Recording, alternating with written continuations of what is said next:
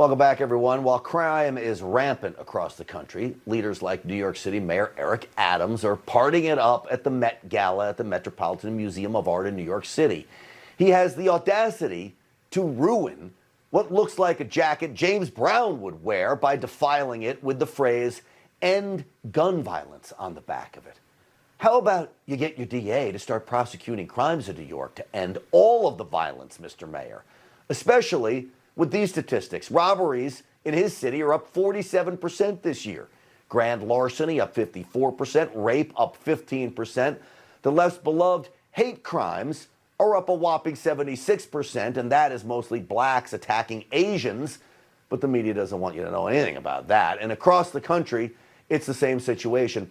Take a look at this Walgreens heist in San Francisco. I've taken all of the nicotine. You can stay right here.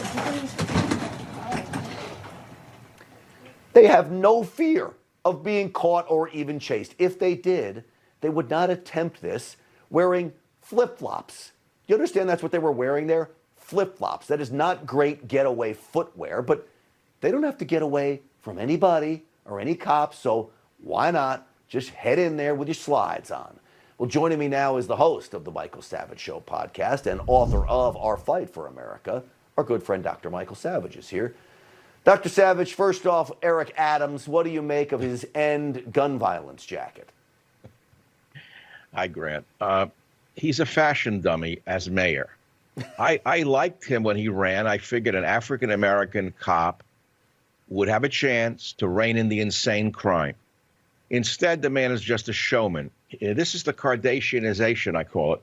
The Kardashianization of politics and politicians, Grant, where narcissism, public relations, and exhibitionism, that's an antiquated word, exhibitionism, in our day and age, all come together to give us a Ringling Brothers candidate in the form of Eric Adams running New York City. This was once the citadel on the hill for the whole world. Everybody wanted to be in New York. Everybody wanted to live in New York. Everyone couldn't wait to go to a Broadway show, go up to the Empire State Building. I grew up there. It was considered the greatest city in the world. And I've watched it go up and down under Dinkins. Then it came back under Giuliani. And now it's on a nosedive on the same level as Biden's mentality. I don't want to go into Biden, what he said today, because it's frightening to see. But now let's move to San Francisco. Crime pays. Remember, there used to be a saying, when I grew up, my father used to watch movies with me, made in the 40s and 50s. And he'd say, "See, Michael," he said, "every time there's a movie, the criminal always gets caught." I said, "Why is that, Dad?" He said, "Well, J. Edgar Hoover made Hollywood show that crime does not pay." I said, "Why?" He said, "So it wouldn't encourage people to commit crimes." Well, now in San Francisco, everything is the opposite, where crime does pay. So what's the solution? We need tough on crime district attorneys.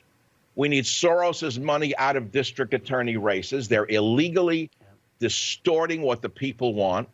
You know the whole story, Grant. This is nothing new to people. Crime does pay because the DAs are put in there by left-wing wackos with Soros's money. What can I do about it? It is sad to say, as always, you are spot on when it comes to that, including the fashion critique of Mayor Adams, because look at the two of us. We're fashion plates, Dr. Savage, aren't we? We know what we're talking about. You with the Canali hat and me with the Xenia jacket. I mean, we can't complain about this. Dr. Savage, as always. Why couldn't he just wear a nice shirt like mine? Why did he have to put a statement on the back of it like he's a walking billboard? So I said he's a fashion. Exactly. The guy he's always great to see you, Dr. Savage. Grant, always he's great a to see you. fashion dummy. All right. He made a mockery of himself.